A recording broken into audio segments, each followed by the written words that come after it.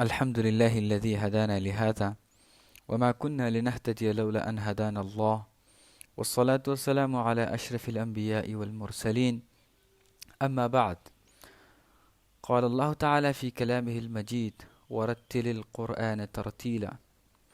وقال النبي صلى الله عليه وسلم إن الله يرفع بهذا الكتاب أقواما ويضع به آخرين او كما قال علیہ الصلاۃ والسلام.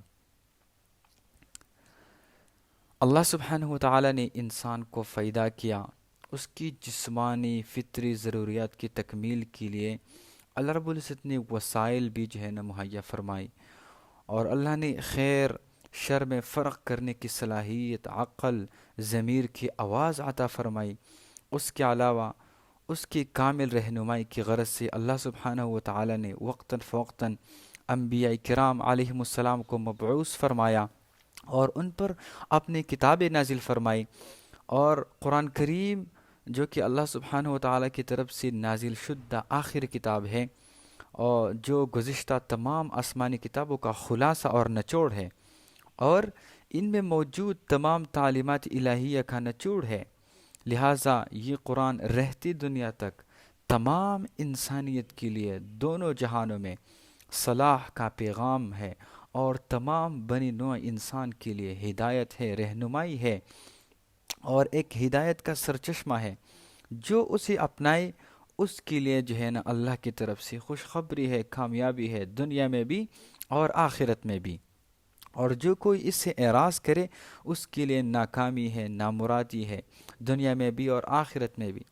اب تاریخ کو دیکھیں گے نا، تاریخ گواہ ہے کہ جب تک مسلمان قرآن تعلیمات پر صدق دل سے عمل پیرا رہے دنیا میں غالب اور کامران رہے ہیں. یعنی ہمیشہ اللہ رب العزت نے ان کو کامیابی دی ہے. اللہ نے انہیں ہر میدان میں عزت اور سرفرازی سے نوازا ہے. اور جب مسلمان نے اس کتاب الہی سے منہ موڑا تو ناکامی، رسوائی، ذلت، بربادی ہی ان کا مقدر بنی. یہی مفہوم رسول اللہ صلی اللہ علیہ وسلم کے ارشاد سے واضح ہوتا ہے، جس میں آپ صلی اللہ علیہ وسلم نے فرمایا ان اللہ سبحانہ وتعالی یرفع بهذا الكتاب اقواما ويضع به آخرین. یعنی اللہ سبحانہ وتعالی بہت سی قوموں کو اس قرآن پر عمل کی وجہ سے سربلندی عطا فرمائے گا، جبکہ دوسرے بہت سی قوموں کو اس قرآن سے غفلت اور اعراض کی وجہ سے گرا دے گا. یقیناً قرآن کی تلاوت، اس کی آیات میں غور فکر، اس کی معانی و مطالب میں تدبر کرنا اور پھر اپنے عملی زندگی میں قرآنی تعلیمات پر عمل کی مخلصانہ کوشش، سٹرگلز، ایفرٹ ہر مسلمان کے لیے ایک اہم ترین دینی فریضہ ہے. البتہ یہاں یہ بات ذہنوں میں رہے کہ کتاب اللہ کی صرف تلاوت ہی مقصود نہیں ہے، بلکہ ارشاد خداوندی ہے جو ابھی میں نے تلاوت کی تھی شروع میں، ورتل القرآن ترتیلا. یعنی قرآن کو ٹھہر ٹھہر کر پڑھا کیجئے. اس کا تقاضا یہ ہے کہ ہماری تلاوت تلفظ کی غلطیوں سے پاک ہو، کیونکہ تلفظ کی غلطیوں کی وجہ سے بسا اوقات معانی اور مطالب ہی تبدیل ہو جاتی ہے. اور اس کی وجہ سے کیا ہو جاتا ہے، جس کی وجہ سے انسان تلاوت قرآن کے ذریعہ اللہ سبحانہ وتعالی کی طرف سے اجر و ثواب اور رحمت اور برکتوں کے بجائے گناہ اور عقاب کا مستحق ہوتا ہے. لہٰذا یہ بات بہت ضروری ہے کہ ہماری تلاوت تلفظ کی غلطیوں سے پاک اور احکام تجوید کے مطابق ہو. تو یہی وجہ ہے کہ اللہ رب العزت کے فضل و کرم سے ہم نے اس کورس کا آغاز کیا ہے اور اس کورس کو لانچ کیا ہے. اور یہ ایک نیا پن ہے شاید آپ لوگوں کے لیے کہ آپ لوگ اس کورس میں اس پروگرام میں تجوید کی احکامات کو سیکھیں گے. اور انشاءاللہ امید ہے اللہ کی طرف سے کہ اس کی وجہ سے، اس علم کی وجہ سے اللہ رب العزت آپ کو تلاوت کا لذت بھی عطا کرے گا، اور جو بھی اس کے اجر ثواب ہے دنیا میں بھی آخرت میں دونوں بھی انشاءاللہ ملے گا. تو انشاءاللہ اس علم کہ تفصیل میں جانے سے پہلے ہم جو ہے نا، چونکہ اس علم کا تعلق قرآن کریم کے ساتھ ہے، تو ہم مختصر جو ہے نا قرآن کا تعارف کریں گے، یعنی قرآن کا تعریف کریں گے جو ہے نا، پھر قرآن کی اہمیت کے بارے میں کچھ کہیں گے، پھر اس کی فضیلت کے بارے میں کچھ کہیں گے، اور پھر اس کے بعد جو ہے نا اس کی تلاوت کے آداب کے متعلق چند آداب بھی جو ہے نا ذکر کریں گے، پھر اس کے بعد جو ہے نا مقدمہ کی طرف بڑھیں گے اور علم تجوید کے جو تفصیلی اور اجمالی احکامات ہیں اس میں جو ہے نا بحث کریں گے۔ تو قرآن کی تعریف میں جو ہے نا علماء نے بہت زیادہ مطلب ابحاث کی ہے۔ دیکھیے، قرآن کی لفظی معنی ہے پڑھنا یا مطلب پڑھی جانے والی کتاب، جبکہ قرآن کے شرعی تعریف جو اہل علم نے بیان کی ہے وہ یوں ہے کہ القرآن کلام اللہ المعجز المنزل علی النبی محمد صلی اللہ علیہ وسلم المنقول عنہ تواترا والمتعبد به تلاوتا، یعنی قرآن کریم اللہ سبحانہ و تعالی کا معجز کلام ہے جو اللہ سبحانہ و تعالی کی طرف سے حضرت محمد صلی اللہ علیہ وسلم کی طرف نازل کیا گیا، جو کہ رسول صلی اللہ علیہ وسلم سے ہم تک تواتر کے ساتھ منقول ہے، اور جس کی تلاوت کے ذریعے اللہ سبحانہ و تعالی کی عبادت کی جاتی ہے۔ یہ تو ہو گئی مختصر قرآن کی تعریف۔ قرآن کی اہمیت کے بارے میں دیکھیے، تمام کتب الہیہ پر مکمل یقین اور اعتقاد دین کی ان اہم ترین اور بنیادی عقائد میں سے ہے جنہیں ارکان ایمان کہا جاتا ہے۔ یہ ایک بہت ضروری بات ہے، اور قرآن کریم تو ان تمام سابقہ کتابوں میں سے ہے، اہم ترین اور آخری کتاب ہے، لہٰذا اس سے قرآن کریم کی اہمیت، عظمت اور اس کا مقام و مرتبہ خوب واضح ہو جاتا ہے کہ قرآن کی اہمیت کیا ہے، قرآن کا عظمت کیا ہے۔ تیسری بات، قرآن کریم کی فضیلت مختصر سے دیکھیے، جس طرح اس بات میں کسی شک شبہ کی قطعاً کوئی گنجائش نہیں ہے کہ اللہ سبحانہ و تعالیٰ کا مقام و مرتبہ تمام کائنات میں سب سے بلند و برتر اور اعلیٰ اور ارفع ہے، بالکل اسی طرح اس کے کلام کا مقام و مرتبہ بھی باقی ہر کلام کے مقابلے میں انتہائی بلند، اعلیٰ اور ارفع ہے۔ وجہ کیا ہے کہ ان کی دیکھیے، جب خالق کا مقام و مرتبہ مخلوق سے زیادہ ہوگا تو یقیناً اس خالق کے کلام کا مقام مرتبہ بھی مخلوق کے کلام سے زیادہ اور برتر ہوگا، اور یہی بات رسول اللہ صلی اللہ علیہ وسلم کی ارشاد سے واضح ہے۔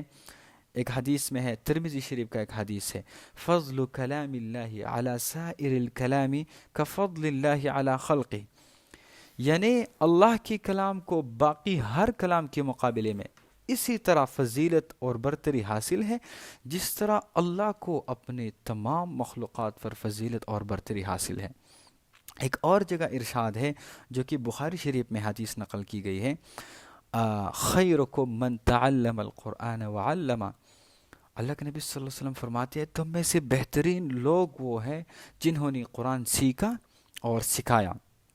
ایک اور جگہ بھی ارشاد کیا گیا ہے، مسلم شریف میں حدیث ہے، اقرأوا القرآن فإنه يأتي يوم القیامة شفیعا لأصحابہ، اللہ اکبر، یعنی قرآن کریم کی خوب یعنی زیادہ تلاوت کیا کرو، کیونکہ یہ قرآن قیامت کے روز اپنے ساتھیوں یعنی قرآن کی تلاوت کرنے والوں کے لیے شفیع یعنی سفارش کرنے والا بن کر آئے گا۔ تو یہ جو ہے نا ہو گئی مختصر قرآن کے فضیلت کے بارے میں کچھ احادیث، اور بھی بہت سے احادیث ہے جو کہ علماء نے اس پر جو ہے نا تفصیلی کتابیں لکھی ہیں، اور جو ہے نا بہت سے رسالے بھی اس پر جو ہے نا علماء نے لکھی ہے۔ اب آتی ہے تلاوت قرآن کریم کے آداب کے بارے میں۔ تو دیکھیے، قرآن کریم اللہ سبحانہ و تعالیٰ کا مقدس کلام ہے، اور تلاوت قرآن کریم کے دوران بندہ در حقیقت کیا ہوتا ہے، اپنی خالق و مالک سے ہم کلام اور اس سے ملاقات و مناجات میں مشغول ہوتا ہے۔ دیکھیے، دنیا میں آپ نے دیکھی ہوگی، دنیا میں کسی بادشاہ یا جو ہے نا اعلیٰ حیثیت و مرتبہ والے کسی انسان سے ملاقات کے وقت ایک مناسب حیثیت اختیار کی جاتی ہے، جو کہ دنیا کا معمول ہے۔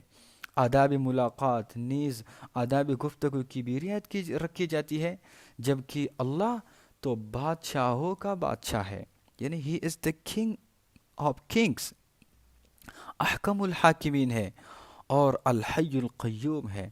اس کی بادشاہت تو ہمیشہ سے ہے اور ہمیشہ رہنے والی ہے۔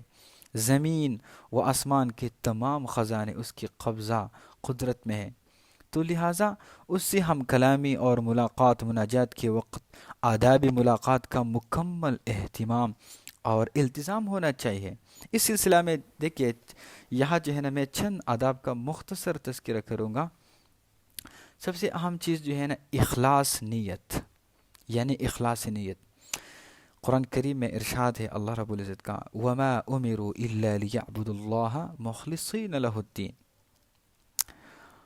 کیا مطلب ہے اس آیت کا؟ دیکھیے، انہیں اس کے سوا کوئی حکم نہیں دیا گیا کہ صرف اللہ کی عبادت کرے، اس کے لیے دین کو خالص رکھے۔ مطلب یہ ہے کہ جو بھی عبادت ہم کرتے ہیں اس میں ضروری جو ہے نا نیت کا خالص ہونا ہے۔ ایک اور جگہ بھی ارشاد ہے، قل ان صلاتي ونسکی ومحیای ومماتی للہ رب العالمین۔ آپ فرما دیجئے کہ بے شک میرے نماز اور میرے سارے عبادات اور میرا جینا اور میرا مرنا یہ سب خالص اللہ ہی کے لیے ہے جو سارے جہاں کا مالک ہے۔ ایک اور جگہ بھی جو ہے نا رسول اکرم صلی اللہ علیہ وسلم کا ارشاد ہے، جو کہ بخاری شریف میں پہلے حدیث بھی ہے، انما الاعمال بالنیات وانما لکل امرئ ما نوى، یعنی اعمال کا دار و مدار نیتوں پر ہے، اور یقیناً ہر ایک کو وہی کچھ ملے گا جس کی اس نے نیت کی ہے۔ اب اگر غور تدبر کیا جائے تو مذکورہ نصوص کی روشنی میں کسی بھی عمل کی صحت و درستی اور عند اللہ قبولیت کے لیے جو ہے نا اخلاص نیت اولین اور اہم ترین شرط ہے۔ اس کے بغیر آپ کا جو بھی عمل ہے وہ اللہ کے دربار میں قبول ہی نہیں ہے، تو یہ پہلا شرط ہے۔ بصورت دیگر جو ہے نا انسان کی عبادت اور اس کا اچھا عمل بھی اس کے لیے خیر و برکت اور باعث اجر ثواب ہونے کے بجائے کیا ہو جاتا ہے، اس کے لیے وبال اور باعث عذاب بن جائے گا۔ لہٰذا تلاوت قرآن کے موقع پر بھی جو ہے نا ریاکاری، نام نمود سے بچنا اور نیت کو خالص رکھنا انتہائی ضروری ہے۔ یہ جو ہے نا پہلے ہدف ہو گئے۔ دوسری بات، طہارت پاکیزگی کا اہتمام ہے، یعنی تلاوتی قرآن کریم کی وقت طہارت و پاکیزگی کا مکمل اہتمام کیا جائے۔ تلاوت کرنے والا فار ایگزامپل ہونا یہ چاہیے کہ وہ باوضو ہو، اور ضروری بھی ہے، جسم و لباس پاک صاف ہو، جس جگہ تلاوت کی جا رہی ہو وہ جگہ پاک صاف ہو، تلاوت سے قبل اگر مسواک مطلب کیا جائے تو یہ بھی جو ہے نا ایک اچھا عمل ہے، ورنہ مطلب کسی بھی طرح منہ کی صفائی مزید بہتر ہے اگر کیا جائے۔ تیسری بات خشوع خضوع ہے، یعنی تلاوت قرآن کریم کی وقت ایسی حیثیت اختیار کی جائے جس میں خشوع خضوع ہو، ادب وقار ہو، متانت ہو، سنجیدگی ہو۔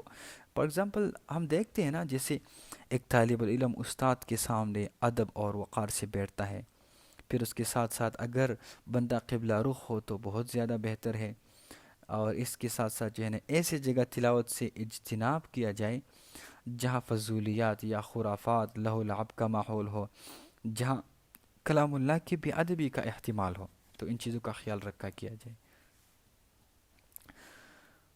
اگلا چیز استعاذہ ہے۔ دیکھیے استعاذہ کیا ہوتے ہیں، میں بتاتا ہوں۔ تلاوت کی شروع کرنے سے پہلے جو ہے نا اعوذ باللہ من الشیطان الرجیم پڑھنا چاہیے۔ یہی قرآن کا بھی جو ہے نا حکم ہے، جیسا کہ اللہ رب العزت نے قرآن میں فرمایا ہے، فَإِذَا قَرَأْتَ الْقُرْآنَ فَاسْتَعِذْ بِاللَّهِ مِنَ الشَّيْطَانِ الرَّجِيمِ، پس جب تم قرآن پڑھنے لگو تو اللہ کی پناہ طلب کرو شیطان مردود سے۔ تو یہ استعاذہ بھی لازم ہے مطلب شروع میں۔ پانچواں چیز جو ہے نا وہ ہے بسملہ، جس کو ہم تسمیہ بھی کہتے ہیں، بسم اللہ الرحمن الرحیم بھی کہتے ہیں، یعنی تلاوت کی شروع کرتے وقت استعاذہ کے بعد نیز دورانی تلاوت کوئی بھی نئی صورت شروع کرتے وقت بسملہ یعنی بسم اللہ الرحمن الرحیم پڑھی جائے۔ اور اگلا ہے اعتدال، یعنی تلاوت میں اعتدال ہو، ایسی تیز رفتاری نہ ہو جس سے الفاظ بگڑ جائے یا جس سے جو ہے نا مطالب اور معانی تبدیل ہو جانے کا خطرہ ہو، تو اس سے جو ہے نا بھی بچنا چاہیے، اعتدال کے ساتھ تلاوت کرنی چاہیے۔ 7 نمبر فکر تدبر ہے. دیکھیے قرآن کریم کا ارشاد ہے نا، کتاب انزلناہ الیک مبارک لیدبروا آیاتہ ولیتذکر اولو الالباب. یہ تو بابرکت کتاب ہے جسے ہم نے آپ کی طرف اس لیے نازل فرمایا کہ لوگ اس کی آیتوں میں غور فکر کرے اور عقل مند اس سے نصیحت حاصل کرے. دیکھیے اس ارشاد خداوندی کی روح سے یہ بات انتہائی ضروری ہے کہ تلاوت قرآن کریم کے دوران اس کے اس کے معانی جو ہے نا اس کے معانی اور مفاہیم میں غور فکر اور خوب تدبر کیا جائے. جہاں جنت ہو اور اس میں موجود نعمتوں کا تذکرہ اور وعدہ ہو، وہاں رک کر خوب دل لگا کر اللہ سے جنت اور وہاں کی نعمتوں کا سوال کرے. جہاں جہنم ہو اور وہاں کے دردناک عذاب کا تذکرہ ہو، وہاں خوب عاجزی اور انکساری کے ساتھ جو ہے نا بندہ اللہ اکبر یعنی خوب گڑ گڑا کر اپنے لیے دونوں جہانوں میں جو ہے نا عافیت و سلامت کی دعا مانگے، جو اللہ سبحانہ و تعالیٰ کی طرف سے اوامر و نواہی پر مشتمل ہو. ان کی تلاوت کے وقت صدق دل سے اپنا محاسبہ کرے، اپنے عمل کردار کا جائزہ لے اور اس بارے میں خوب غور فکر کرے کہ اس کا عمل اور کردار آیا اوامر نواہی کے مطابق ہیں یا ان کے خلاف ہے. اسی طرح یعنی قرآن جس کی تلاوت میں وہ مشغول ہے، قیامت کے روز اللہ سبحانہ و تعالیٰ کی بارگاہ میں اس کے لیے حجت ہوگا یا خدا نخواستہ اس کے خلاف حجت ہوگا. تو ان آداب کا جو ہے نا خصوصی خیال رکھا جائے تو انشاءاللہ امید ہے پھر تلاوت کا جو مقصد ہے، قرآن کا جو مقصد ہے وہ ان کو حاصل ہوگا اور دنیا میں بھی کامیابی ملے گی اور آخرت میں بھی جو ہے نا ان کو کامیابی ملے گی. جزاکم اللہ خیر، احسن الجزا، وآخر دعوانا ان الحمد للہ رب العالمین.